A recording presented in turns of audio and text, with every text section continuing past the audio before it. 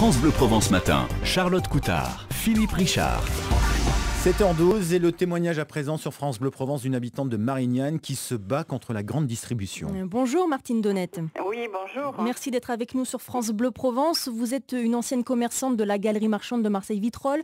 Vous avez créé une association en toute franchise qui se bat contre la grande distribution et vous avez écrit un livre, Seul face aux géants.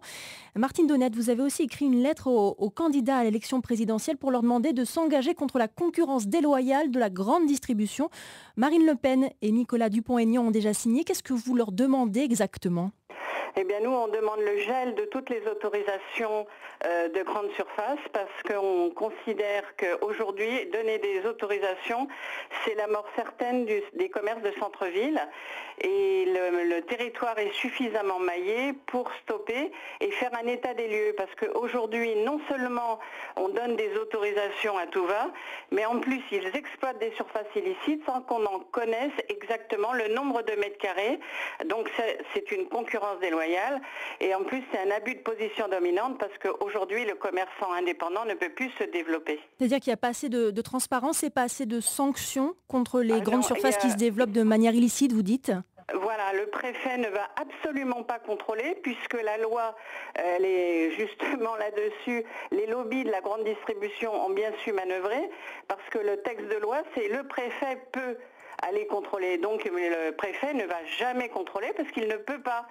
Il ne peut pas parce qu'on sous prétexte qu'il n'y aurait pas suffisamment d'agents pour aller contrôler, alors que nous, on estime rien que dans la région PACA, il y aurait plus de 418 milliards d'euros d'infractions à aller récupérer si l'État voulait se pencher sur les surfaces illicites de la grande distribution. Mais quand une grande surface ouvre un grand centre commercial, il y a quand même des centaines d'emplois, des milliers d'emplois parfois à la clé.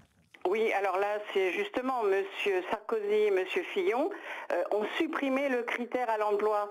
Donc, on sait très bien que quand une grande surface va créer 200 emplois, si elle crée 200 emplois, elle crée déjà 3 fois moins d'emplois dans le commerce indépendant. Et en plus, elle va détruire 3 fois plus d'emplois qu'elle a créés. C'est-à-dire que quand un centre commercial ouvre et crée 200 emplois, c'est 700 emplois qui sont détruits et il n'y a plus aucune analyse. On n'a plus de direction départementale du travail qui fait l'analyse sur les emplois réellement créés, parce que ça, c'est ce qu'ils annoncent.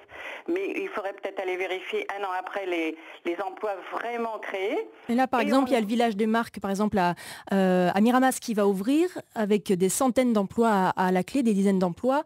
Vous pensez que ça va pas forcément créer autant d'emplois ? Voilà, donc je voudrais voir 6 mois après combien il va y avoir d'emplois et de magasins fermés sur Salon de Provence, parce que c'est Salon de Provence qui va être touché principalement. Je vous rappelle que Leclerc Marignane, lorsqu'il a ouvert en 2013, il y a eu 63 commerçants fermés sur Marignane.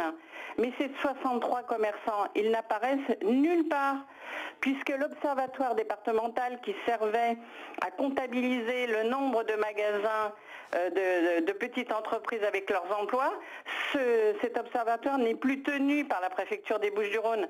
Donc c'est facile de dire je crée 300 emplois, puisque de toute manière on ne compte pas le nombre d'emplois détruits.